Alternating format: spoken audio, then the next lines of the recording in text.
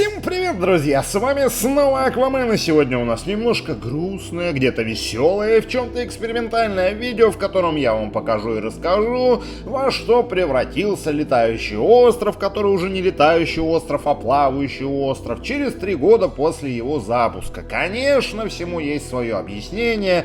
Где-то лень, где-то надоела картинка, уже вот этот вот пейзаж лицезреть каждый день. И было решено понизить уровень воды и наблюдать, что же здесь произойдет.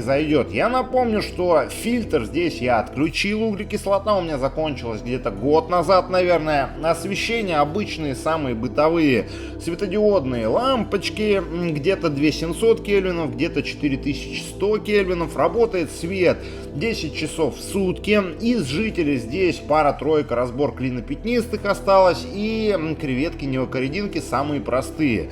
По растительности это цератоптерис, который в большей степени уже вышел на сушу. Это криптокарина тропика. Это анубиас, в частности, анубиас петит, анубиас наноголд где-то был замечен. И куча всяких мхов.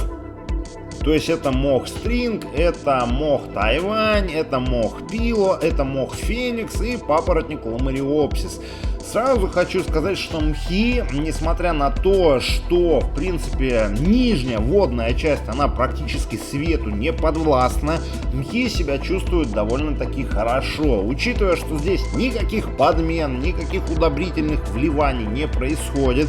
То есть кормление происходит просто живности и все, то есть и вода доливается. Больше никаких манипуляций я здесь не делаю. Свет работает по таймеру. Вот, кстати сказать, мох бабл еще у нас здесь на картинке проявился. Да, то есть в принципе такая технология, она работает, она имеет право на жизнь, но это все сводится к чему-то буреломному, к чему-то необузданному.